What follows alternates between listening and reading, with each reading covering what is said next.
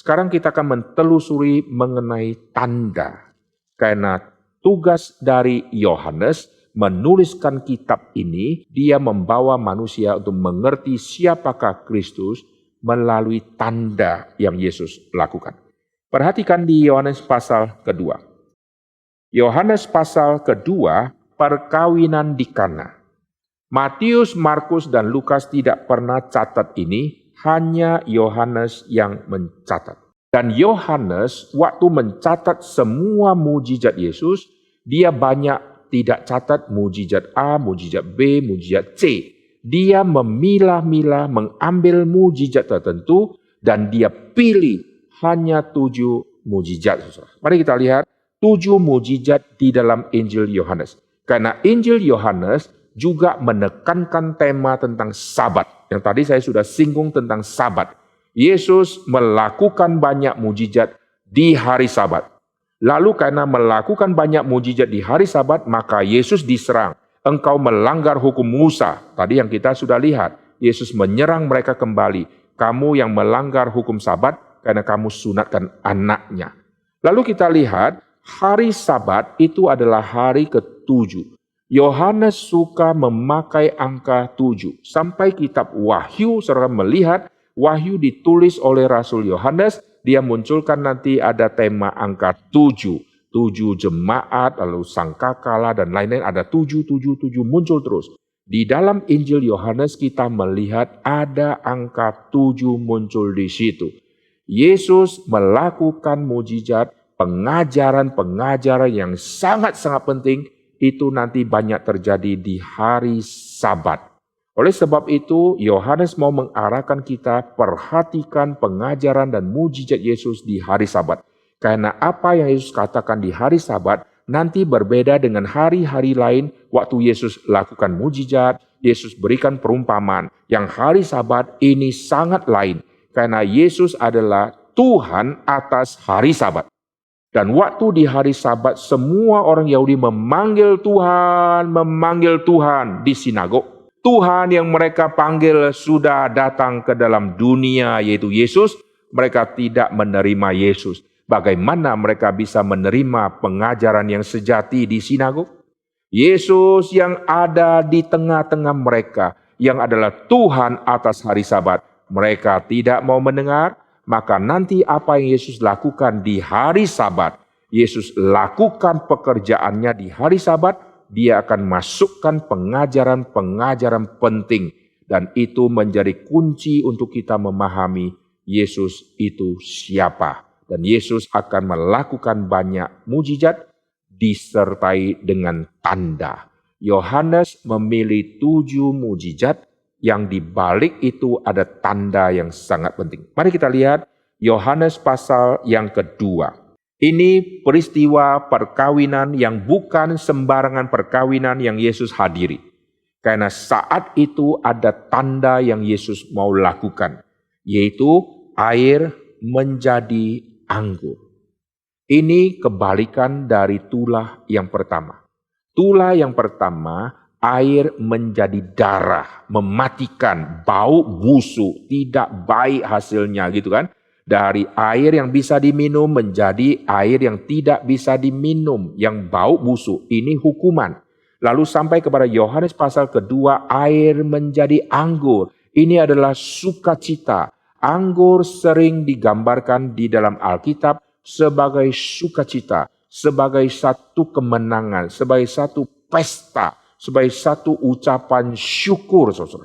Jadi ada kemenangan, ada hal yang baru yang Yesus akan lakukan. Di dalam perjanjian lama, kutuk, air menjadi darah. Di dalam perjanjian baru, air menjadi anggur. Warna anggur juga seperti warna darah yang kental itu, saudara ya, yang gelap itu. Jadi kita lihat peristiwa antara tulah sama air menjadi anggur, ini ada tandanya. Yang tulah tandanya apa? Tuhan menghukum dewa di Mesir. Aku akan menjatuhkan hukuman kepada dewa-dewa di Mesir. Jadi air waktu berubah menjadi darah, tidak usah kita tafsirkan H2O menjadi darah, lalu perubahan zat kimianya apa, lalu berubah jadi warna seperti itu. Nah, saya tidak bahas tentang darah panjang lebar. Saudara bisa lihat tulah yang darah ini, tulah pertama di channel GRI Citra, saya sudah bahas di dalam PA 10 hari tentang tulah. Saudara bisa lihat di situ. Lalu kunci dari semua itu, ini adalah tanda. Tanda apa? Tuhan menghajar dewa-dewa di Mesir, yaitu dewa Hapi, dewa Sungai Nil, dewa Osiris, karena mereka percaya dari aliran darah dewa Osiris, itulah yang membentuk Sungai Nil. Aliran darah itu yang memberi kehidupan. Lu percaya darah Osiris, sekarang kurubah air menjadi darah. Nah, sekarang di dalam perjanjian baru, lalu tanda air menjadi anggur yang baik. Yesus sedang menyatakan sesuatu rahasia yang sangat penting, karena Yesus akan mewakili seluruh Israel yang akan menghasilkan bau wangi-wangian untuk mentegakkan nama Allah yang sejati yang sudah dirusak oleh orang Israel di dalam perjanjian lama, sehingga bangsa-bangsa menghujat Tuhannya orang Israel karena Israel menghasilkan anggur yang asam. Keturunan Abraham akan muncul satu orang, itulah Kristus, yang akan menjadi berkat bagi banyak bangsa-bangsa lain. Israel menjadi wakil yang adalah wakil Tuhan untuk menjadi berkat bagi bangsa-bangsa, tapi Israel semua gagal karena mereka menghasilkan anggur yang asam. Maka Yesus akan merubah air menjadi anggur yang terbaik. Berarti Yesus yang akan menggenapkan, akan mewakili seluruh Israel yang baru. Dan Yesus akan membentuk satu Israel yang sejati itu, yaitu di bawah pokok anggur yang baik, pokok anggur yang benar. Lalu semua yang dicangkokkan, ranting-ranting yang berbuah akan dibersihkan. Dan mereka akan menghasilkan semua anggur yang terbaik, karena bersatu dengan Kristus yang adalah pokok anggur. Jadi Yesus akan memilih dari kalangan orang Israel menjadi murid-muridnya. Itu seperti itu ranting yang dicangkokkan. Dan mereka akan mendapat saluran air dan gizi dari pokok anggur yang sejati. Sehingga ranting-ranting tersebut yang dulunya menghasilkan yang anggur asam, Israel menghasilkan anggur yang asam. Nanti murid-murid Kristus yang ditebus melalui darah Kristus, mereka akan menghasilkan anggur-anggur yang terbaik. Maka Yohanes pasal yang kedua ini adalah tanda, saudara ya. Lalu perhatikan di pasal yang kedua, waktu Yesus menyucikan bait Allah. Ayat ke-18, orang-orang Yahudi menantang Yesus, katanya, tanda apakah yang dapat engkau tunjukkan kepada kami bahwa engkau berhak bertindak demikian. Nah, perhatikan nanti 7 mujizat Kristus ini adalah semuanya tanda. Tapi kunci dari semua tanda atau puncak dari semua tanda itulah tanda Nabi Yunus. Di dalam Injil Matius, saudara bisa melihat tanda Nabi Yunus. Angkatan ini saya tidak akan kasih tanda selain tanda Nabi Yunus. Yohanes mencatat tanda Nabi Yunus ini dengan versi yang lain. Coba lihat ayat ke-18. Tanda apakah yang dapat engkau tunjukkan kepada kami bahwa engkau berhak bertindak demikian? Jawab Yesus kepada mereka, rombak bait Allah ini, dalam 3 hari aku akan mendirikannya kembali. Kata orang Yahudi kepadanya, 46 tahun orang mendirikan bait Allah ini dan engkau dapat membangunnya dalam 3 hari. Tetapi yang dimaksudkan dengan bait Allah ialah tubuhnya sendiri. Ayat ke-22. Kemudian sesudah ia bangkit dari antara orang mati, barulah teringat oleh murid-muridnya bahwa hal itu telah dikatakannya, dan mereka pun percaya akan kitab suci dan akan perkataan yang telah diucapkan Yesus. Perhatikan, rombak bait Allah ini aku akan dirikan di dalam 3 hari. Ini bicara tentang kematian Tuhan Yesus dan kebangkitan Tuhan Yesus. Tanda Nabi Yunus itulah tanda kematian dan tanda kebangkitan. Nah, tanda Nabi Yunus saya tidak bahas panjang, nanti saudara bisa lihat, saya sudah bahas di dalam tema Yunus merpati liar. Saya sudah membahas mengenai Yunus yang masuk di perut ikan. Yunus sudah berada di dunia orang mati, Sheol. Itu muncul di Yunus pasal kedua. Waktu Yunus dimuntahkan, itu seperti Yunus keluar dari kematian. Itu adalah tema kebangkitan. Nanti saudara bisa dengarkan khotbah itu. Sekarang kita kembali. Jadi Yesus akan mati, Yesus akan bangkit. Itulah tanda yang terbesar. Karena Yesus kalau tidak mati, dia tidak mungkin bisa bangkit. Kalau Yesus mati, dia harus mati seperti anak domba yang tidak bercacat dan tidak bersalah. Maka seumur hidup Tuhan Yesus, Yesus terus dicecer oleh orang banyak untuk Yesus akhirnya bisa berdosa dan akhirnya berbuat dosa. Kalau Yesus berbuat dosa, maka Yesus tidak bisa disebut anak domba yang tidak bercacat. Yesus sudah bercacat. Maka saudara perhatikan ya, pentingnya kematian Tuhan Yesus yang tidak bercacat. Dan hari ketiga dia akan bangkit. Waktu mereka minta tanda apakah, Yesus katakan kalimat tentang rombak bait Allah. Karena inilah puncak dari semua tanda. Nah sekarang kita kembali ya, mukjizat pertama mengenai air menjadi anggur. Lalu perhatikan mukjizat yang kedua. Kita telusuri di pasal yang keempat sekarang. Yesus menyembuhkan anak pegawai istana. Pasal yang keempat, ayat ke-46 dan seterusnya. Maka Yesus kembali lagi ke Kana di Galilea, di mana ia membuat air menjadi anggur, dan di Kapernaum ada seorang pegawai istana, anaknya sedang sakit. Ketika ia mendengar bahwa Yesus telah datang dari Yudea ke Galilea, pergilah ia kepadanya lalu meminta supaya ia datang dan menyembuhkan anaknya, sebab anaknya itu hampir mati. Maka kata Yesus kepadanya, jika kamu tidak melihat tanda dan mujizat, kamu tidak percaya. Pegawai istana itu berkata kepada Tuhan, datanglah sebelum anakku mati. Dan seterusnya, lalu ayat ke-54. Dan itulah tanda kedua yang dibuat Yesus ketika ia pulang dari Yudea ke Galilea. Oke, perhatikan mengenai kalimat yaitu pukul berapa. Ayat yang ke-51, ketika ia masih di tengah jalan, hamba-hambanya telah datang kepadanya dengan kabar bahwa anaknya hidup. Ia bertanya kepada mereka, pukul berapa anak itu mulai sembuh? Jawab mereka, kemarin siang pukul 1 demamnya hilang. Di dalam terjemahan yang lebih tepat, itu adalah jam ke-7. Saudara perhatikan angka 7. Ini angka Sabat, jam ke-7. Karena orang Yahudi di dalam zaman waktu itu terpengaruh dengan cara hitungnya jamnya orang Romawi, saudara ya.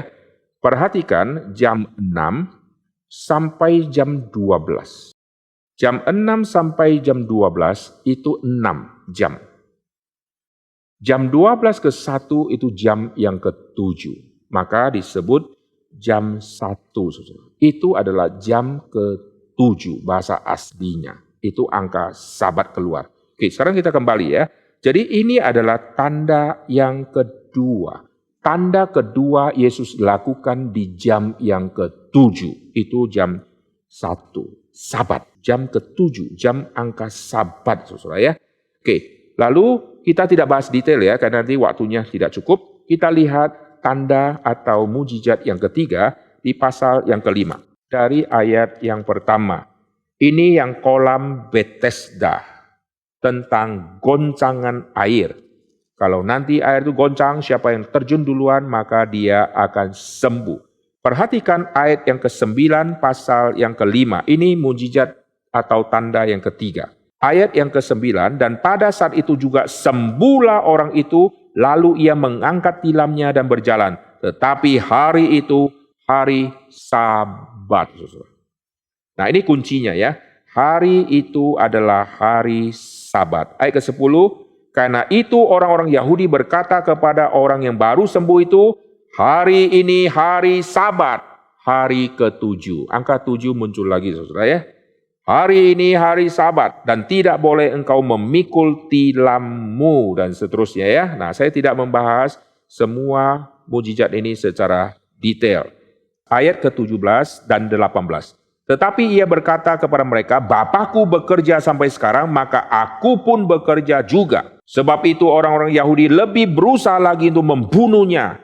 Bukan saja karena ia meniadakan hari Sabat, tapi juga karena ia mengatakan bahwa Allah adalah Bapanya. Yesus anak Allah. Bagi orang yang percaya, mereka semakin diteguhkan imannya. Bagi yang tidak percaya, mereka akan membunuh Yesus. Allah adalah Bapanya sendiri. Dan dengan demikian menyamakan dirinya dengan Allah. Pada mulanya adalah firman, firman bersama dengan Allah, firman adalah Allah. Sekarang kau menyamakan dirimu dengan Allah. Mari kita bunuh dia. Oke? Jadi Yesus lakukan di hari Sabat. Sekarang perhatikan tanda yang keempat atau mujizat yang keempat di Injil Yohanes, yaitu di pasal yang ke-6. Akulah roti yang turun dari sorga. Perhatikan ayat ke-26. Yohanes pasal 6 ayat 26. Aku berkata kepadamu, sesungguhnya kamu mencari aku bukan karena kamu telah melihat tanda-tanda, melainkan karena kamu telah makan roti dan kamu kenyang. Jadi tanda yang sangat penting mereka tidak hiraukan. Mereka pikirkan masalah perut, harus makan, pengen kenyang. Oke? Ayat ke-30. Maka kata mereka kepadanya, tanda apakah yang engkau perbuat supaya dapat kami melihatnya dan percaya kepadamu? Pekerjaan apakah yang engkau lakukan? Di mujizat yang keempat atau tanda yang keempat ini, di dalam tema roti hidup, mereka menuntut Yesus lakukan tanda. Lalu Yesus berkata, dialah roti yang turun dari surga yang akan dikonsumsi oleh orang. Barang siapa makan dagingku dan minum darahku, dia akan beroleh hidup yang kekal. Yesus sedang membicarakan kematian dia yang akan menyerahkan tubuhnya, yang akan mengalirkan darah. Jadi itu adalah tanda yang sangat penting, yaitu Mesias yang akan mati seperti itu. Itu adalah puncak dari semua tanda. Jadi kalau saudara lihat ada mujizat pertama, kedua dan seterusnya, jangan terfokus pada isi mujizatnya. Tapi lihat semua itu mengarah kepada apa yang Yesus sedang kerjakan, menghantar semua manusia untuk mengingat dan mempersiapkan menuju kepada tanda yang puncak, yaitu kematian Kristus yang melampaui semua tanda-tanda lain, dan kebangkitan Kristus yang merupakan puncak dari semua yang Yesus sudah kerjakan. Yesus sudah mati, Yesus sekarang menang, dia bangkit. Itulah tanda Nabi Yunus yang sangat penting. Lihat di pasal yang ke-6 tadi, akulah roti yang telah turun dari sorga, ayat 41. Oke, mari kita lihat Yohanes pasal yang ke-6 mengenai Musa dan Yesus bagaimana. Ayat yang ke-32. Maka kata Yesus kepada mereka, aku berkata kepadamu, sesungguhnya bukan Musa yang memberikan kamu roti dari surga, melainkan Bapakku yang memberikan kamu roti yang benar dari surga. Jadi bukan Musa, tapi Yesus. Yesus lebih tinggi dari Musa. Musa tidak pernah memberikan apapun kepada orang Israel, tapi Yesus memberikan dirinya, memberikan nyawanya untuk tebusan bagi banyak orang. Itu tentang yang tanda keempat atau mujizat keempat yang di dalam Injil Yohanes. Sekarang kita lihat yang kelima, Yesus berjalan di atas air. Di dalam Yohanes pasal yang ke-6, dari ayat ke-16, Yesus berjalan di atas air, saudara ya. Saya tidak membahas ayat ini panjang lebar. Yesus berjalan di atas air. Ini adalah tindakan Yesus yang sangat penting, karena di dalam perjanjian lama kita melihat di dalam kitab Kejadian, Roh Allah melayang-layang di atas permukaan air, Roh Allah ada di atas air. Waktu datangnya air bah, Mazmur mencatat, Tuhan bersemayam di atas air bah. Waktu penciptaan, Roh Allah melayang-layang di atas air, lalu Tuhan, YHWH bersemayam di atas air bah.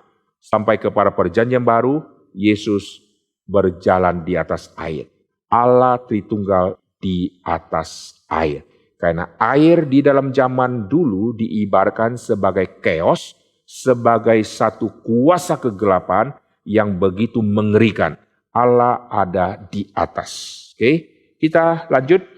Setelah Yesus berjalan di atas air, itu yang kelima. Yang pertama tadi di Yohanes pasal kedua, perkawinan yang ada di Kana. Lalu yang kedua di Yohanes pasal yang keempat, Yesus menyembuhkan anak pegawai istana.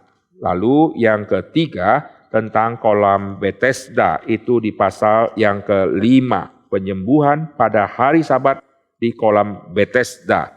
Lalu yang keempat, Yesus memberi makan kepada 5.000 laki-laki di Yohanes pasal yang ke-6. Lalu yang kelima, Yesus berjalan di atas air di Yohanes pasal yang ke-6. Yesus menyembuhkan orang buta sejak lahir, itu di Yohanes pasal yang ke-9. Coba kita lihat, itu adalah mujizat yang ke-6. Waktu di Yohanes pasal ke-9 kita juga melihat perdebatan Yesus sama Musa mana yang lebih tinggi. Mereka pegang yang Musa. Kita lihat Yohanes pasal yang ke-9, ini juga terjadi di hari Sabat.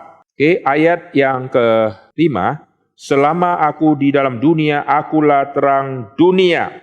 Ayat ke-6, Yesus meludah ke tanah, lalu dia mengaduk ludahnya dengan tanah. Ini adalah tindakan penciptaan. Penciptaan, Tuhan cipta manusia dari debu tanah. Sekarang mata dari orang ini sejak lahir tidak bisa lihat, tidak ada.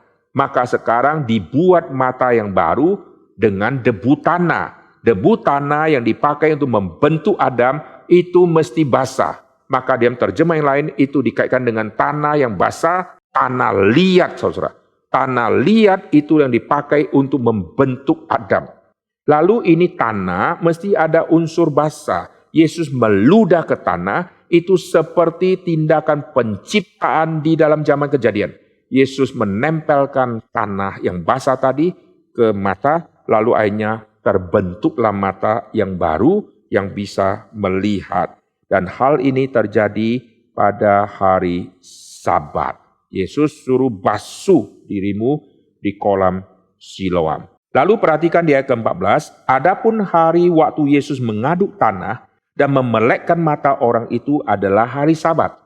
Orang itu melanggar hari Sabat. Yesus juga melanggar hari Sabat karena Yesus mengaduk-aduk tanah. Ini bekerja. Orang itu dengan ada tanah, lalu dia berjalan, dia mengangkat beban.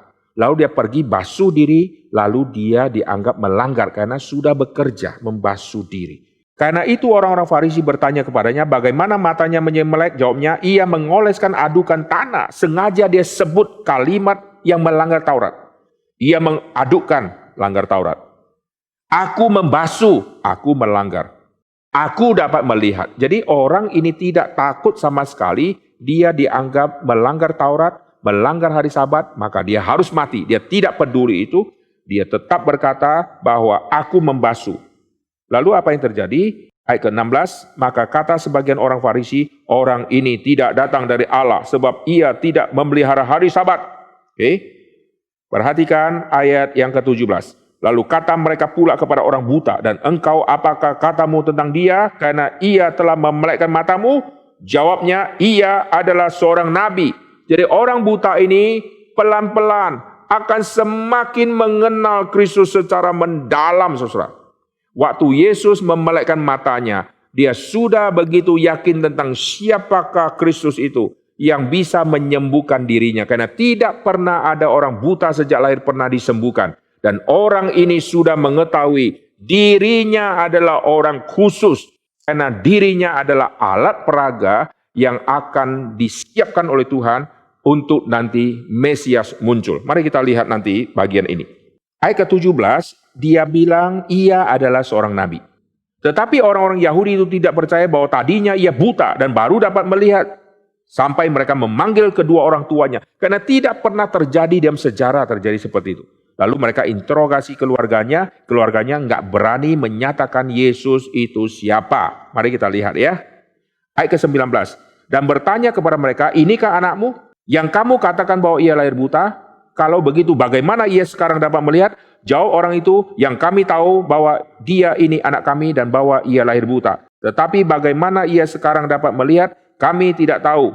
Dan siapa yang memelekkan matanya, kami tidak tahu juga. Tanyakan kepadanya sendiri, sebab ia sudah dewasa. Ia dapat berkata-kata untuk dirinya sendiri. Orang tuanya berkata demikian karena mereka takut kepada orang Yahudi, sebab orang Yahudi telah sepakat bahwa setiap orang yang mengaku Yesus sebagai Mesias akan dikucilkan.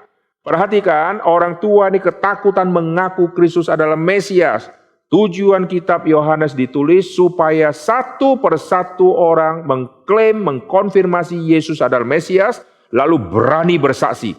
Sedangkan kedua orang tua tidak berani mengaku Yesus Mesias, maka kesaksian mereka bukan kesaksian yang sejati. Mereka tipu dengan berkata, tanyakan kepada orang ini. Aku tidak tahu, ini anakku, dia dulu lahir buta. Oke, lalu perhatikan. Ayat ke-23, itulah sebabnya maka orang tuanya berkata, ia telah dewasa, tanyakan kepadanya sendiri. Lalu mereka memanggil sekali lagi orang yang tadinya buta, katakan kebenaran di hadapan Allah. Kami tahu bahwa orang ini berdosa. Jawabnya, apakah orang itu berdosa? Aku tidak tahu. Tapi satu hal aku tahu, bahwa aku tadinya buta dan sekarang dapat melihat. Dia begitu yakin betul.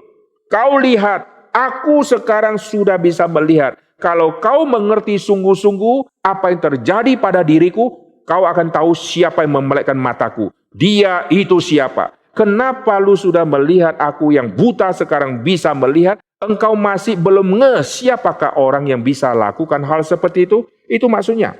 Kata mereka kepadanya, apakah yang diperbuatnya padamu? Bagaimana ia memelekkan matamu? Perhatikan ayat 27. Telah kukatakan kepadamu dan kamu tidak mendengarkan. Mengapa kamu hendak mendengarkannya lagi? Barangkali kamu mau menjadi muridnya? Sambil mengejek mereka berkata kepadanya, engkau murid orang itu, tapi kami murid-murid Musa. Saudara perhatikan, lu levelnya rendah karena lu berguru kepada Yesus. Kami levelnya tinggi, kami berguru kepada Musa. Musa adalah guru kami. Kau pengikut Kristus yang remeh. Perhatikan ayat 29. Kami tahu bahwa Allah telah berfirman kepada Musa. Tetapi tentang dia, kami tidak tahu dari mana ia datang. Kalau Musa clear, jelas. Tapi yang Yesus, kami tidak jelas. Ayat 30. Aneh juga bahwa kamu tidak tahu dari mana ia datang. Kalau kau betul-betul mengerti Alkitab, lu betul-betul mengerti semua prinsip. Kalau dia adalah yang melanggar perintah Tuhan, dia tidak mungkin bisa memelekkan mataku dengan kuasa Tuhan.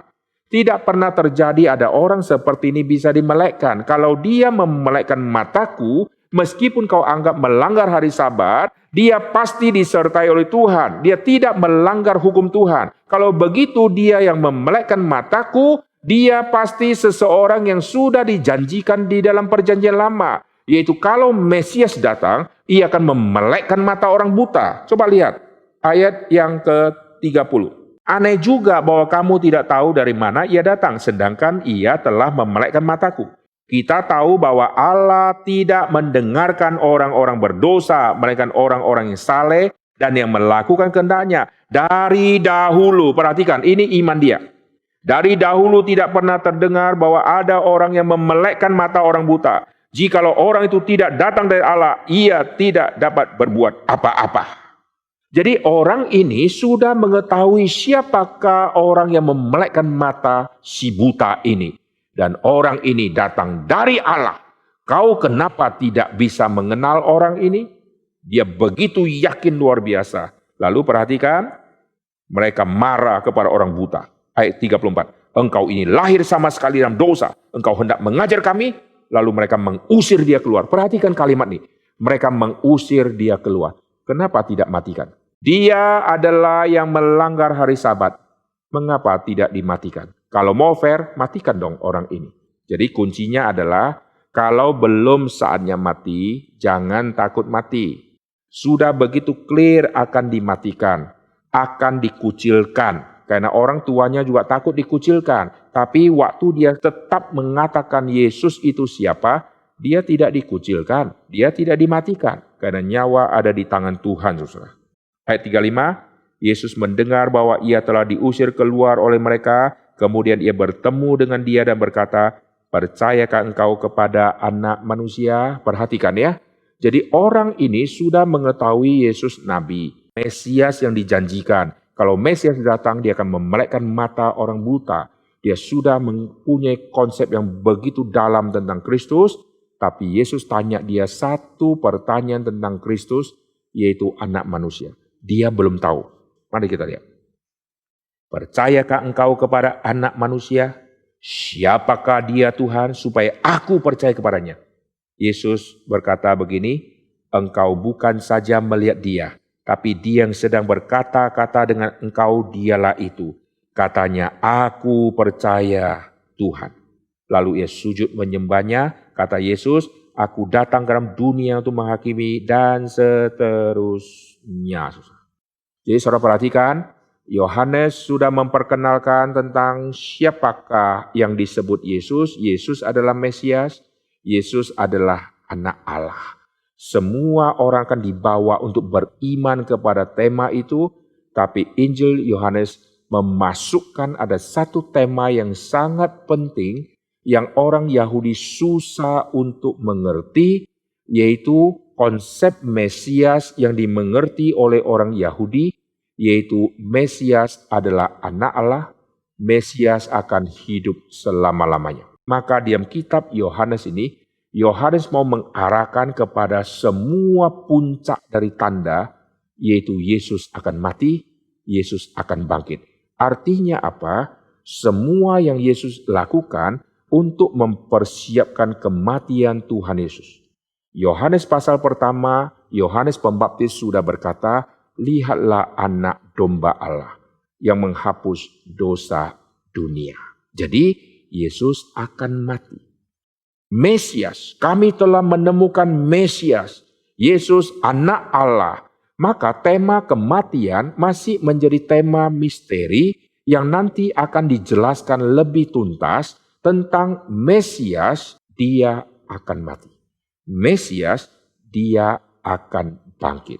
Maka perhatikan diam Injil Yohanes pasal yang ke-9 ini, setelah orang ini mengerti siapakah Kristus, yaitu orang buta yang dimelekkan, maka apa yang terjadi setelah orang buta itu mengerti tentang Kristus, Yesus sekarang bertanya, kau tahu siapakah Anak Manusia? Ceritakan kepada saya siapa supaya aku percaya kepada dia. Lalu Yesus berkata, dia yang sedang berkata-kata kepadamu. Tema Anak Manusia itulah tema Yesus akan mati, Yesus akan bangkit. Maka kita lihat nanti seluruh puncak dari kitab Injil, baik Matius, Markus, Lukas, Yohanes, akan membawa semua pengertian para pengikut Kristus kepada puncak dari tanda, yaitu Mesias yang kau percaya, dialah yang akan mati, dialah yang akan bangkit. Tema ini sangat susah dimengerti. Oleh sebab itu waktu Yesus ditangkap, murid-murid melarikan diri. Yesus waktu mati, semua murid ketakutan luar biasa. Waktu Yesus bangkit, semua murid tidak tahu bahwa Yesus betul-betul akan bangkit. Maka perempuan-perempuan pergi ke kubur, mereka membawa rempah-rempah karena mereka mencari mayat, bukan mencari Yesus yang bangkit. Jadi kematian Kristus menjadi tema yang sangat sulit untuk diterima. Kebangkitan Kristus menjadi tema yang begitu sulit untuk diterima. Oleh sebab itu waktu Yesus sudah bangkit, Yesus menyisakan tanda untuk menyatakan kepada para murid bahwa dia yang mati, inilah dia yang bangkit. Maka ada 3 tanda yang disisakan, luka yang disisakan, yaitu tanda lubang paku di tangan, lubang paku di kaki, dan tanda luka yang ada di lambung yang ditusuk. Itu 3 tanda untuk membuktikan Yesus yang mati, itulah Yesus yang bangkit, yang sama, bukan beda orangnya. Thomas berkata, sebelum aku cucuk, aku tidak akan percaya. Nanti Thomas akhirnya percaya. Satu persatu diyakinkan menjadi percaya. Maria Magdalena diyakinkan nanti menjadi percaya. 2 orang yang pulang ke Emmaus yang dicatat oleh kitab Lukas akhirnya menjadi percaya. Rasul-rasul nanti akhirnya menjadi percaya. Yesus bertemu dengan rasul-rasul, satu persatu rasul dibuat menjadi percaya. Lalu nanti di Yohanes pasal terakhir, Yesus bertanya kepada Simon, apakah engkau mengasihi aku? Ya, aku mengasihi. Gembalakanlah domba-dombaku. Dan Yesus akan mengutus semua murid untuk menjadi saksi dia. Setelah mereka mengerti Kristus secara tuntas, mereka semua akan diutus menjadi saksi-saksi Kristus. Oke, sekarang kita kembali untuk melihat tanda tadi ya. Oke, mari kita kembali ke Yohanes pasal ke-9. Itu adalah mujizat atau tanda yang ke-6. Yesus adalah Mesias. Yesus juga adalah anak manusia. Sekarang, mujizat atau tanda yang ke-7 yaitu Yohanes pasal yang ke-11. Yohanes pasal ke-11 ini adalah Lazarus yang mati. Coba lihat. Mujizat yang ke-7 ini, Yesus membangkitkan Lazarus yang sudah mati 4 hari, saudara ya. Dan saat Yesus menyelesaikan 7 mujizat ini, mereka akan membunuh Lazarus dan mereka akan membunuh Yesus. Yohanes pasal yang ke-11, saya akan baca dari ayat ke-24. Kata Marta kepadanya, aku tahu bahwa ia akan bangkit pada waktu orang-orang bangkit pada akhir zaman. Jawab Yesus, akulah kebangkitan dan hidup. Barang siapa percaya kepadaku, ia akan hidup walaupun ia sudah mati. Dan setiap orang yang hidup dan percaya kepadaku tidak akan mati selama-lamanya. Percayakah engkau akan hal ini? Jawab Marta, ya Tuhan, aku percaya bahwa engkaulah Mesias. Perhatikan tujuan dari Injil Yohanes. Ini disimpulkan secara lengkap di dalam mujizat yang ke-7, yaitu akhir dari semua mujizat sebelum Yesus mati. Perhatikan ayat ke-27. Ya Tuhan, aku percaya bahwa engkaulah Mesias, anak Allah, dia yang akan datang ke dalam dunia. Mesias, anak Allah. Kita lihat Yohanes pasal ke-20 ayat 31. Tetapi semua yang tercantum di sini telah dicatat supaya kamu percaya bahwa Yesuslah Mesias, anak Allah. Oke? Semua tanda sampai tanda ke-7 atau mujizat ke-7, Marta mengatakan engkaulah Mesias, anak Allah. Kita sudah melihat dari pasal yang ke-20 ayat 31 mengenai semua identitas Kristus yang sudah muncul di Yohanes pasal 1. Lalu kita sudah melihat tentang tanda-tanda. Nah, ini semua sudah inti dari seluruh kitab Yohanes. Nah, sekarang kita akan melihat detail-detail penjelasan dari si A yang akan dibawa mengerti Kristus, si B dibawa mengerti kepada Kristus, dan seterusnya. Kita telusuri kembali ke Yohanes. Kita lihat Yohanes pasal yang ketiga, bagaimana seorang pemimpin agama Yahudi yang bernama Nikodemus nanti akan mengerti. Lihat pasal yang ketiga.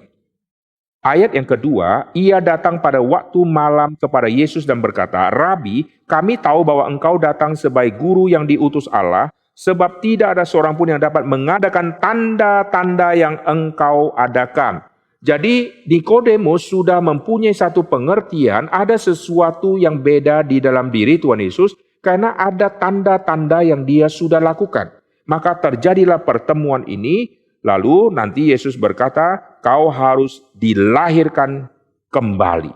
Jadi Nikodemus belum mengenal Kristus secara full, tetapi dia sudah heran melihat Yesus bisa melakukan begitu banyak keajaiban yang luar biasa. Pasti ini orangnya lain. Maka terjadi pertemuan. Dan Yesus menginjili dia dengan berkata, kau harus dilahirkan kembali. Akhirnya setelah terjadi pembicaraan itu, Yohanes menelusuri Nikodemus ini melihat perkembangan imannya. Dari yang ketemu Tuhan Yesus, disuruh engkau harus dilahirkan kembali, sampai kita lihat dia pro kepada Yesus, itu di Yohanes pasal yang ke-7. Dari Yohanes pasal ke-7 kita menemukan ada perubahan konsep yang terjadi di dalam diri Nikodemus, yaitu saya percaya saat itu Nikodemus sudah menjadi orang percaya. Jadi pertemuan dengan Yesus di pasal ketiga, lalu masuk ke pasal yang ke-7 sudah menjadi orang percaya. Berarti dari pasal ketiga kita tidak tahu kapan detiknya dia berubah menjadi orang percaya, tapi pasal ke-7 sudah muncul. Dia sekarang berani berkata-kata. Lihat di Yohanes pasal yang ke-7. Ayat yang ke-45, maka penjaga-penjaga itu pergi kepada imam-imam kepala dan orang-orang Farisi yang berkata kepada mereka, "Mengapa kamu tidak membawanya?" Jawab penjaga-penjaga itu, "Belum pernah seorang manusia berkata seperti orang itu." Jawab orang-orang Farisi itu kepada mereka, "Adakah kamu juga disesatkan? Adakah seorang di antara pemimpin-pemimpin yang percaya kepadanya atau seorang di antara orang-orang Farisi? Tetapi orang banyak ini yang tidak mengenal hukum Taurat, terkutuklah mereka." Nikodemus, seorang dari mereka yang dahulu telah datang kepadanya, berkata kepada mereka. Ini Nikodemus yang sama ya. "Apakah hukum Taurat kita menghukum seseorang sebelum ia didengarkan dan sebelum orang mengetahui apa yang telah dibuatnya?" Jawab mereka, "Apakah engkau juga orang Galilea? Selidikilah kitab suci dan engkau akan tahu bahwa tidak ada nabi yang datang dari Galilea." Jadi dari kalimat mereka berani menyerang Nikodemus, ada kemungkinan yang sangat besar mereka sudah melihat tindak tanduk dari Nikodemus yang sudah tidak pro kepada mereka. Hari lepas hari sudah melihat Nikodemus terjadi perubahan yang sangat drastis.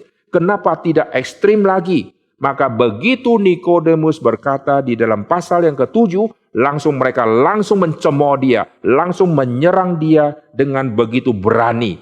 Kalau Nikodemus baru kali itu berkata dan belum menunjukkan sikap membela Tuhan Yesus, maka saya percaya tidak mungkin keluar kalimat yang begitu keras kepada Nikodemus. Ini kalimat yang begitu menghina pemimpin agama Yahudi. Perhatikan kalimat mereka. "Apakah engkau juga orang Galilea?" Selidiki kitab suci. Seorang pemimpin agama Yahudi disuruh selidiki Alkitab. Sudah selidiki sejak masa muda. Justru sudah ahli maka disebut pemimpin. Sekarang pemimpin bisa dihina seperti ini, berarti karena Nikodemus sudah tidak lagi di kubunya mereka. Maka mereka sekarang menyerang dia luar biasa. Maka saya percaya di pasal ke-7 ini membuktikan Nikodemus pasti sudah menjadi orang percaya. Lalu Yohanes mentelusuri iman dari Nikodemus, yaitu pada saat Yohanes pasal 19. Mari kita lihat. Yohanes pasal yang ke-19, kita lihat Yohanes pasal 19 ayat 38, ada Yusuf dari Arimatea. Ayat ke-39, Nikodemus datang ke situ. Dialah yang mula-mula datang waktu malam kepada Yesus. Jadi Yohanes memperkenalkan Nikodemus di pasal ke-7 adalah Nikodemus di pasal ke-3. Nikodemus di pasal ke-19 juga Nikodemus yang di pasal yang ke-3. Begitu pentingnya pasal ke-3. Karena pasal ke-3 itu adalah titik penting Nikodemus dengarkan Injil langsung dari mulut Tuhan Yesus. Maka ada kemungkinan saat itu setelah pembicaraan selesai, mungkin dia tidak bisa tidur. Dan saat itulah dia mengambil keputusan untuk percaya kepada Tuhan Yesus. Maka waktu pasal ke-7, penulis kitab Yohanes arahkan ke pasal ke-3. Waktu pasal 19, penulis kitab Yohanes arahkan lagi ke pasal ke-3. Berarti malam pertemuan itu kemungkinan besar itulah malam pertobatan yang sejati muncul, saudara ya. Nanti kalau kita ketemu Nikodemus di surga, kita tanya dia ya. Kita lihat Yohanes pasal ke-19 ayat 39. Nikodemus ini siapa? Dialah yang mula-mula datang pada waktu malam kepada Yesus. Ia membawa campuran minyak mur dengan minyak gaharu, kira-kira 50 kati beratnya. Mereka mengambil mayat Yesus, mengapaninya. Mereka, saudara ya. Jadi Nikodemus dan Yusuf Arimatea mengambil mayat, berarti pegang mayat. Di dalam kebudayaan Yahudi, pegang mayat itu adalah najis. Apalagi Yesus harus cepat-cepat dikubur karena akan masuk hari Sabat. Orang Yahudi kalau mau masuk Sabat, mereka harus mentahirkan diri, mempersiapkan diri, tidak boleh bersentuhan dengan yang najis. Pegang mayat, sentuh mayat itu najis. Mereka tidak peduli hukum di dalam perjanjian lama karena mereka melihat Yesus yang mati. Itu mereka berikan satu penghormatan yang luar biasa kepada Yesus dengan mengabaikan adat istiadat yang akan menajiskan mereka kalau bersentuhan dengan mayat, saudara. Setelah itu Nikodemus tidak pernah lagi diceritakan hidupnya. Jadi Nikodemus berani bersaksi melalui tindakan dia yang ikut menguburkan.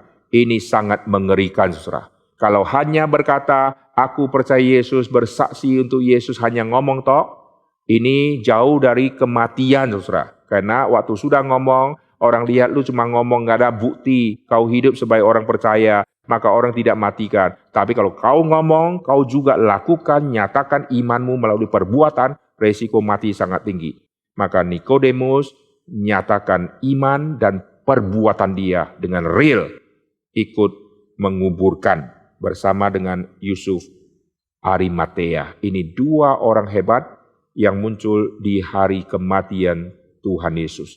Bagaimana Yusuf Arimatea mencapai puncak iman yang luar biasa. Injil Yohanes memperkenalkan Yusuf Arimatea adalah murid Yesus. Lihat ayat ke-38. Orang kaya ini menjadi murid Tuhan Yesus. Dan sekarang dia bersaksi dengan tindakan. Dia minta dia mau turunkan mayat. Ini resiko sangat besar bagi seorang yang ingin melakukan satu jasa kepada mayat Tuhan Yesus. Berarti dia adalah kelompoknya Yesus. Kalau kelompoknya Yesus, dia pasti akan dikucilkan. Tapi dia tidak peduli, lu mau kucilkan saya, silakan kucilkan. Tapi dia tetap menyatakan sikap hormat untuk melakukan satu tindakan kesaksian hidup yang nyata di dalam menghormati Tuhan Yesus, mengapani Tuhan Yesus, dan seterusnya. Oke, kita kembali ke Injil Yohanes ya. Tadi saya sudah katakan, angka 7 muncul di dalam Injil Yohanes, di dalam 7 mujizat. Lalu jam yang ke-7, lalu kita juga bisa melihat ada 7 murid setelah Yesus bangkit. Itu angka 7 muncul di situ. Mari kita lihat dulu di dalam Yohanes pasal 21. Yohanes pasal ke-21 ayat kedua, ada Simon, ada Thomas, ada Nathanael, 2 anak Zebedeus, ini Yakobus dan Yohanes, dan 2 murid yang lain. Ini ada 7 murid yang ada di pantai Danau Tiberias. 2 orang murid yang lain, saya duga kemungkinan besar adalah Filipus dan Andreas. Karena Filipus dan Andreas kalau muncul sering berdua di dalam Injil Yohanes. Ada muncul Filipus, ada muncul Andreas. Maka saya duga 2 orang murid lainnya itu adalah Filipus dan Andreas.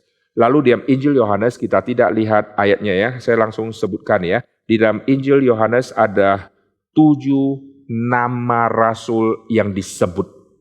Bukan anak-anak Zebedeus, itu nama rasulnya nggak disebut. Tapi yang disebut namanya, ada 7 nama. Ada Andreas disebut, ada Simon disebut, ada Filipus disebut, ada Nathanael disebut, itu sudah 4. Lalu ada Thomas disebut. Lalu Yudas Iskariot disebut, dan Yudas yang bukan Iskariot juga disebut. Jadi ada 7. Lalu di dalam kitab Yohanes kalau saudara lihat nanti wanita-wanita yang disebut namanya juga ada sekitar 7. Lalu di dalam Injil Yohanes kita menemukan ada 7 ego eimi. Aku adalah. Itu kalimat Tuhan Yesus, ada 7 buah yang penting. Dimulai dengan yang pertama, akulah roti hidup. Roti hidup, yang kedua adalah terang dunia. Lalu yang ketiga, akulah pintu. Yang keempat, akulah gembala yang baik. Lalu yang kelima, akulah kebangkitan dan hidup. Lalu yang keenam, akulah jalan, kebenaran, dan hidup. Yang ketujuh, akulah pokok anggur yang benar. Oke, ini adalah 7. Saya ulangi, yang pertama, akulah roti hidup. Yohanes pasal yang ke-6. Akulah terang dunia. Di dalam Yohanes pasal yang ke-8. Akulah pintu, Yohanes pasal ke-10. Akulah gembala yang baik, Yohanes pasal yang ke-10. Akulah kebangkitan dan hidup, Yohanes pasal ke-11. Akulah jalan kebenaran dan hidup, Yohanes pasal 14. Akulah pokok anggur yang benar, Yohanes pasal yang ke-15. Itu 7 ego eimi, siapakah Tuhan Yesus yang sesungguhnya. Oke, nah kita tidak membahas panjang lebar tentang ego eimi, dan hari ini kita akan selesaikan Yohanes, dan seluruh struktur umum kita sudah lihat, dan saya punya sesi adalah sampai Yohanes pasal yang ke-12. Mari kita kembali ke Injil Yohanes. Sekarang lihat di pasal yang keempat, bagaimana perempuan Samaria ini dibawa untuk percaya kepada Kristus. Pertama, dia tidak tahu siapakah orang Yahudi ini, kok datang-datang minta air, padahal kan tidak boleh. Ayat yang ke-9. Maka kata perempuan Samaria itu kepadanya, masakan engkau seorang Yahudi minta minum kepada seorang Samaria? Sebab orang Yahudi tidak bergaul dengan orang Samaria, dan seterusnya. Lalu nanti Yesus bicara tentang dosanya dan seterusnya. Lalu Yesus berkata, padaku ada air yang hidup, yang kau minum tidak akan haus lagi. Lalu kita perhatikan ayat ke-19. Kata perempuan itu kepadanya, Tuhan, nyata sekarang padaku bahwa engkau seorang nabi. Dari yang tidak kenal, sekarang menuju pengertian Yesus adalah nabi. Ayat ke-25. Jawab perempuan itu kepadanya, aku tahu bahwa Mesias akan datang yang disebut Kristus. Apabila ia datang, ia akan memberitakan segala sesuatu kepada kami. Kata Yesus kepadanya, akulah dia. Sekarang dia semakin clear, Yesus adalah nabi, lalu Yesus juga adalah Mesias. Setelah pengertian dia mencapai level Yesus adalah Mesias, sekarang dia bersaksi. Dia membawa orang-orang Samaria datang kepada Kristus. Karena ini tujuan dari kitab Yohanes. Menghantar manusia mengenal Kristus, lalu memberi kesaksian tentang kebenaran itu. Sekarang kita lihat Yohanes pasal ke-5, waktu Yesus bersaksi tentang dirinya. Mari kita lihat. Yohanes pasal yang ke-5. Ayat ke-25, aku berkata kepadamu, sesungguhnya saatnya akan tiba dan sudah tiba bahwa orang-orang mati akan mendengar suara anak Allah. Dan mereka yang mendengarnya akan hidup. Jadi Yesus anak Allah. Lihat ayat ke-26. Sebab sama seperti Bapa mempunyai hidup dalam dirinya sendiri, demikian juga diberikannya anak mempunyai hidup dalam dirinya sendiri. Dan ia telah memberikan kuasa kepadanya untuk menghakimi, karena ia adalah anak manusia. Perhatikan, ada tema anak manusia yang nanti akan dijelaskan. Karena anak Allah ini akan mati, akan bangkit. Mesias akan mati dan akan bangkit. Perhatikan waktu Yohanes pasal ke-6 tentang roti hidup. Di situ muncul tema anak manusia. Karena roti hidup bicara tentang Yesus akan memecahkan tubuhnya, Yesus akan mati. Itu tema anak manusia.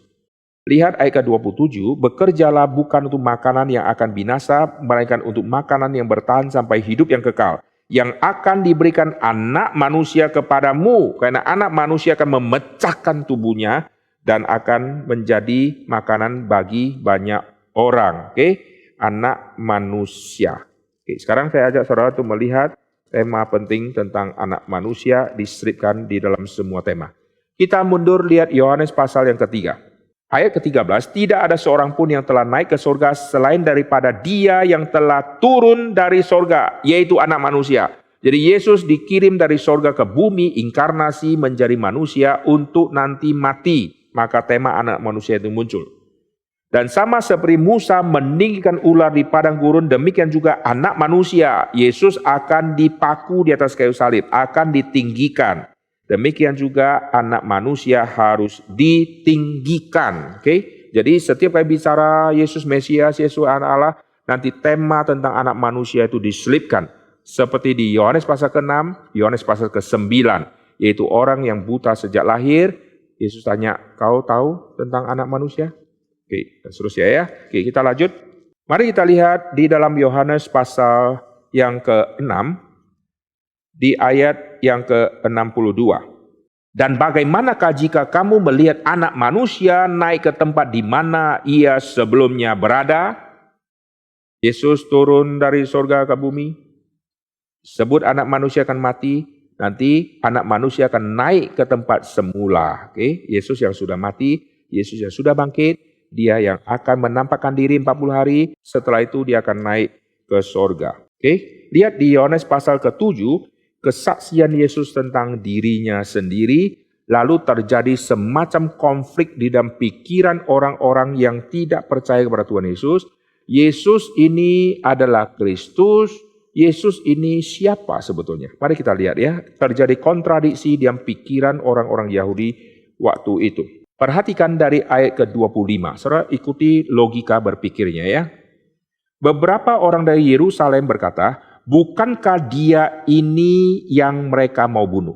Lihatlah, ia berbicara dengan leluasa dan mereka tidak mengatakan apa-apa kepadanya. Mungkinkah pemimpin kita benar-benar sudah tahu bahwa ia adalah Kristus? Perhatikan ya, jadi Yesus adalah Kristus. Kristus itu Mesias ya. Yesus adalah Kristus. Orang yang sama atau orang yang beda. Perhatikan konfliknya mereka. Tetapi orang ini kita tahu dari mana asalnya. Orang ini Yesus. Kalau Yesus, kita tahu dari mana asalnya. Oke ya, Yesus dari mana? Oh, lahir di Bethlehem, Yesus tinggal di Nazaret. Kita tahu asalnya. Tetapi bila mana Kristus, Mesias, kalau datang, tidak ada seorang pun yang tahu dari mana asalnya. Perhatikan di sini. Yang Yesus, kami tahu asalnya. Tapi yang Kristus, kita tidak pernah tahu asalnya dari mana.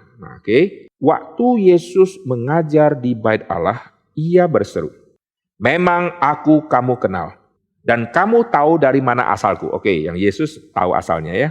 Namun aku datang bukan atas kehendakku sendiri, tetapi aku diutus oleh Dia yang benar yang tidak kamu kenal. Aku kenal Dia sebab aku datang dari Dia dan Dialah yang mengutus aku. Mereka berusaha menangkap Dia, tetapi tidak ada seorang pun yang menyentuh Dia sebab saatnya belum tiba. Tetapi di antara orang banyak itu ada yang percaya kepadanya. Oke, banyak yang percaya kepadanya.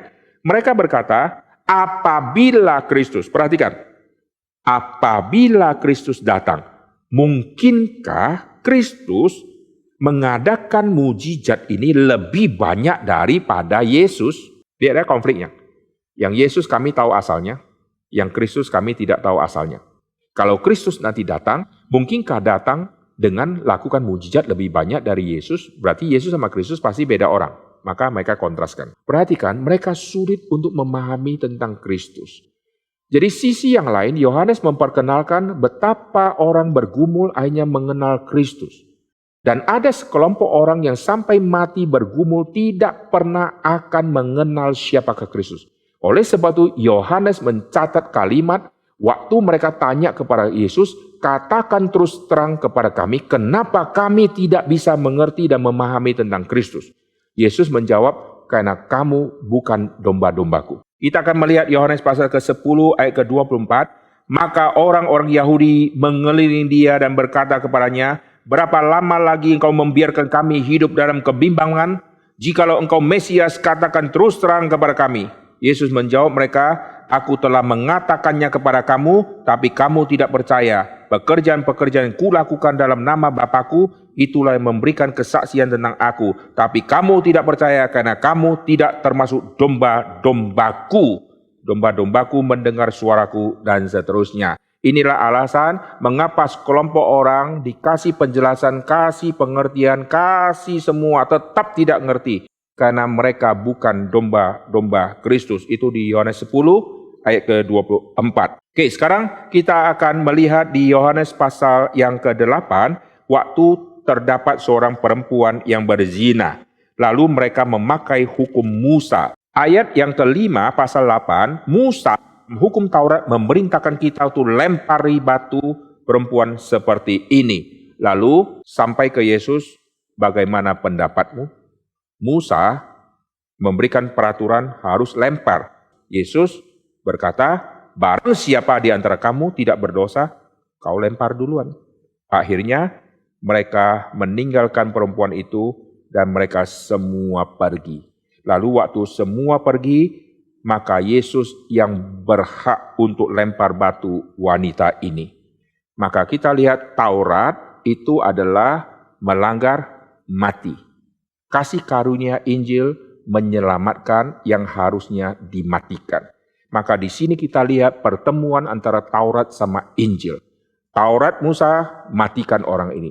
Pertemuan Taurat dengan kasih karunia Injil dalam Kristus, maka kita lihat yang harusnya mati, tapi Yesus kasih keselamatan.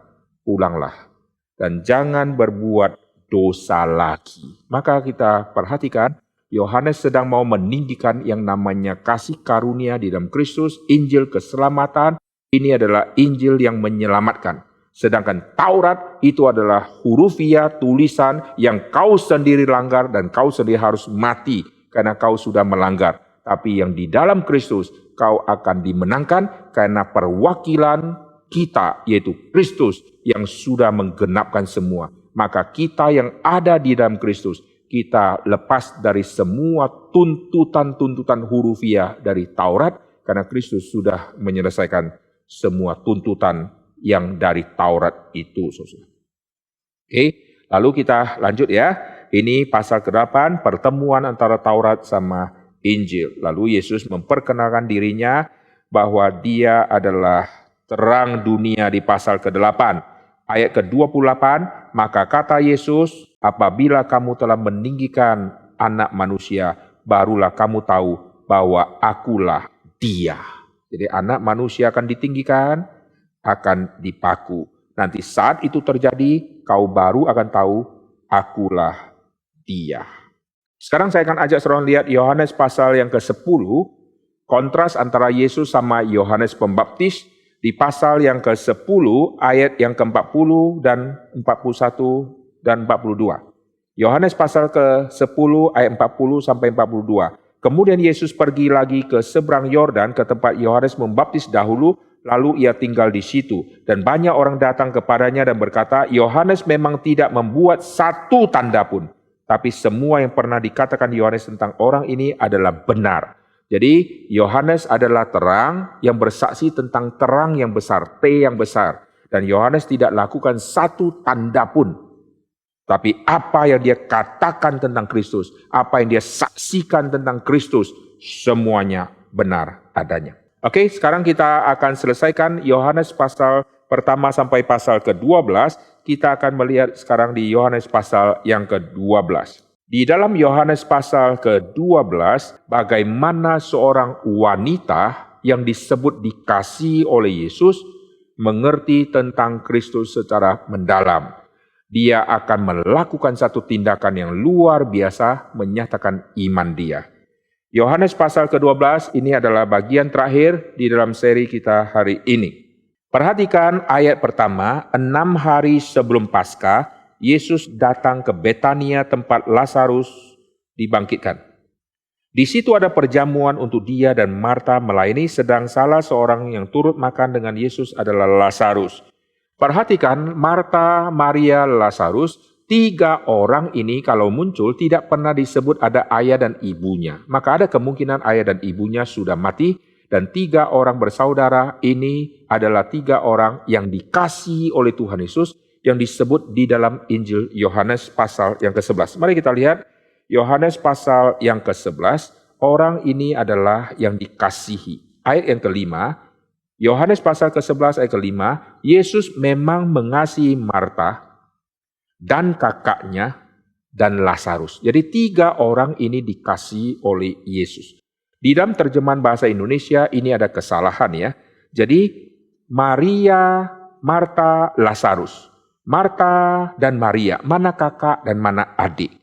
Kalau kita lihat di ayat ke-5, Yesus memang mengasihi Marta dan kakaknya dan Lazarus. Berarti kakak ini adalah Maria. Maria adalah kakak, Marta adalah adik. Ini adalah terjemahan dari bahasa Inggris, diterjemahkan ke Indonesia. Di Inggris memakai sister. Sister itu kita tidak tahu ini cece atau kakak atau dedek. Kita nggak tahu. Brother ini koko atau dedek, abang atau adik. Kita nggak tahu saudara. Karena brother dan sister tidak bisa kita bedakan di bahasa Inggris.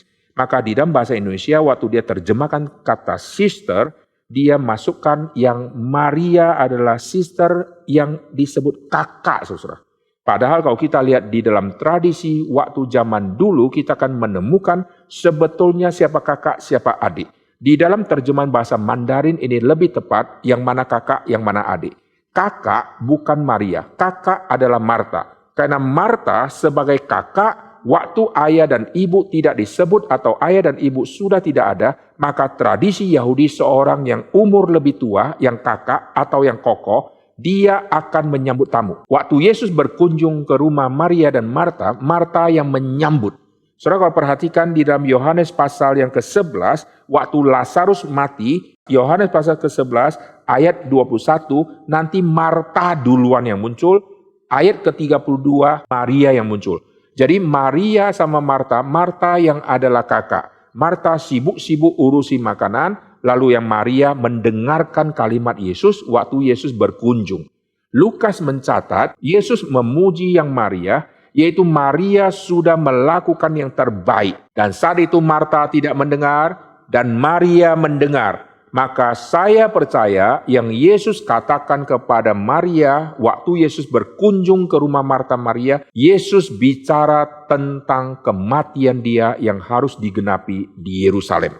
Mari kita lihat di dalam kitab Lukas. Waktu Lukas pasal 9 mencatat Yesus dimuliakan di atas gunung, hanya Lukas yang mencatat isi pembicaraan Yesus sama Musa dan Elia waktu menampakkan diri.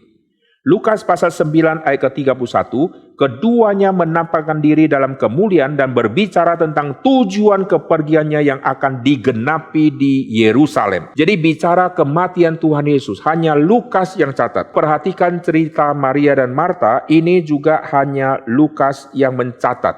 Lukas pasal ke-10. Tapi Lukas pasal 10 tidak mencatat isi pembicaraan Yesus sama Maria. Ayat ke-39, perempuan itu mempunyai seorang saudara yang bernama Maria. Maria ini duduk dekat kaki Tuhan dan terus mendengarkan. Apa yang Maria dengarkan, saya tafsirkan, Maria mendengarkan kalimat Yesus tentang tujuan kepergian yang harus dia genapi di Yerusalem, yaitu tentang kematian Tuhan Yesus. Oleh sebab itu, di dalam Yohanes pasal yang ke-12, mari kita kembali. 6 hari sebelum Paskah, Yesus datang ke Betania tempat tinggal Lazarus.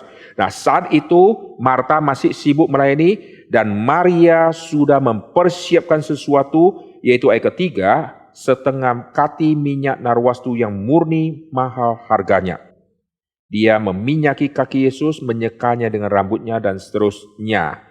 Oke, apa yang terjadi? Kenapa Maria lakukan hal itu? Alkitab kasih tahu 6 hari sebelum Paskah. Saudara lihat, Paskah itu jatuhnya di tanggal 14 Nisan. 14 Nisan, 13 Nisan, lalu 12 Nisan, 11 Nisan, 10 Nisan, 9 Nisan. 6 hari sebelum Paskah jatuhnya di 9 Nisan. Kenapa 9 Nisan itu sangat penting? Karena 10 Nisan pada saat mau Paskah, 10 Nisan itu domba akan dikurung sampai tanggal 14. 14 Nisan adalah hari Paskah, binatang akan dibunuh dan tanggal 10 binatang akan dikurung, saudara. Dikurung untuk nanti membuktikan dirinya cacat atau tidak, tanggal 14 itu nanti harinya. Maka tanggal 9 itu adalah 1 hari sebelum tanggal 10. Oleh sebab itu, tanggal 9 tidak boleh tunda lagi. Maria langsung kasih minyak itu karena tanggal 10 Yesus adalah domba Paskah yang akan tanda petik dikurung, saudara. Tanda petik akan ditaruh di satu tempat untuk nanti sampai tanggal 14 akan disiapkan untuk dikorbankan. Oleh sebab itu nanti tanggal 9, lalu keesokan harinya, Yesus akan masuk ke Yerusalem. Itu seperti kandang, saudara. Mari kita lihat Yohanes pasal ke-12. Ayat yang ke-12, keesokan harinya, ketika orang banyak datang merayakan pesta mendengar bahwa Yesus sedang di tengah jalan menuju ke Yerusalem, mereka langsung terjadi apa? Mereka akan mengeluh-elukan Yesus, Hosana dan seterusnya. Ini tanggal 10 domba Paskah dikurung, saudara. Maka sejak Yohanes pasal ke-12, yaitu masuk ke keesokan harinya, yaitu tanggal 10 sampai tanggal 14, Yesus akan dicek habis-habisan, dia bercacat atau tidak. Dan saat itulah ujian yang begitu berat yang Yesus akan lalui, karena semua akan serang Yesus untuk menyatakan Yesus bercacat, Yesus bersalah. Sampai puncaknya di atas kayu salib, muncul penjahat yang terus merongrong supaya Yesus mengatakan kalimat yang lain selain 7 perkataan kayu salib. Lalu orang di bawah salib juga merongrong Tuhan Yesus supaya Yesus keluarkan kalimat untuk maki mereka sehingga menjadi 8 perkataan kayu salib atau 9 perkataan kayu salib atau 10. Lalu minta Yesus turun dari kayu salib supaya mereka melihat. Semua memancing Yesus supaya Yesus dengan kemarahan dia akhirnya melakukan satu tindakan yang tidak dicatat di perjanjian lama. Supaya Yesus gagal disebut domba Paskah yang akan disembelih, yang tidak bercacat celah secara yang namanya rohani. Secara tubuh Yesus akan bercacat karena Yesus akan dilukai, luka akan begitu banyak, tubuh akan tersobek. Secara tubuh dia akan luka. Domba di perjanjian lama tidak boleh luka secara tubuh, tapi Yesus secara tubuh harus luka, tapi secara rohani tidak boleh ada dosa, karena Yesus menyelamatkan umatnya dari dosa mereka. Jadi urusan rohani tidak boleh ada cacat. Maka 10 Nisan sampai 14 Nisan itu adalah hari yang paling menentukan untuk Yesus harus tetap bertahan, tidak boleh ada dosa.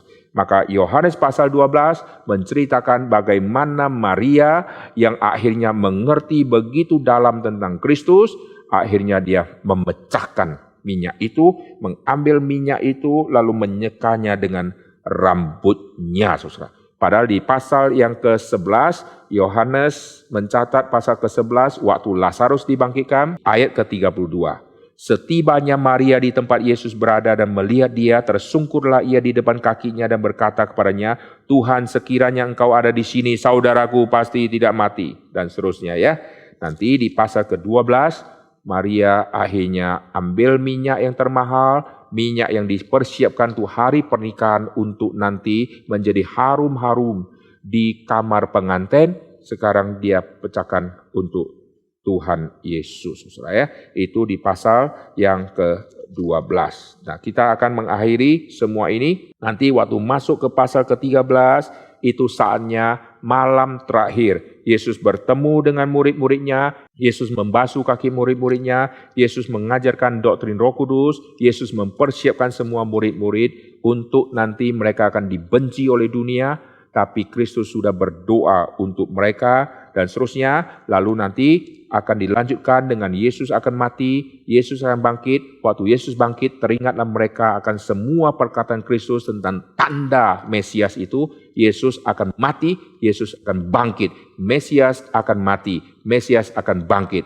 Anak manusia akan mati, anak manusia akan bangkit. Yesus akan membuktikan dirinya hidup, Yesus akan mengumpulkan kembali semua domba tercerai-berai. Lalu masuk ke pasal 21, Yesus mempersiapkan Simon untuk menjadi utusan, menjadi seorang yang akan menggembalakan umat-umat Tuhan. Lalu mengenai Yohanes bagaimana, maka Yesus berkata, itu bukan urusanmu. Yesus siapkan Yohanes yang adalah rasul yang paling muda untuk nanti menjadi martir yang terakhir. Karena Tuhan mau memakai dia untuk menuliskan kitab di masa-masa akhir hidup dari Yohanes ini untuk menjadi berkat bagi umat-umat Tuhan. Dan Yohanes menulis 5 kitab. Ada kitab Yohanes, lalu kalau saudara lihat di belakang ada 1 Yohanes, 2 Yohanes, 3 Yohanes, dan kitab Wahyu. 5 kitab ditulis oleh Rasul Yohanes. Puji Tuhan, ini adalah gambaran tentang kitab Yohanes. Kita sudah memfokuskan pasal 1 sampai pasal yang ke-12 sesuai dengan tema kita, yaitu struktur dan isi kitab Yohanes, tapi dibatasi sampai pasal ke-12. Mari kita tundukkan kepala, kita berdoa. Bapa dalam surga, kami berterima kasih untuk waktu yang sudah disiapkan dan apa yang kami sudah pelajari, biar bisa menjadi berkat bagi setiap saudara-saudara kami yang ada di Doha maupun yang mendengarkan, yang ikut di dalam Zoom dan ikut menyaksikan semua rekaman khotbah ini. Terima kasih Tuhan, berkati waktu di depan kami, dengar doa kami, dalam nama Tuhan Yesus kami berdoa, amin. Kita bersyukur untuk semua acara ini, biar rekaman ini bisa menjadi berkat kepada lebih banyak lagi orang yang khususnya tertarik dan ingin belajar kitab Yohanes. Terima kasih, Tuhan memberkati. Shalom.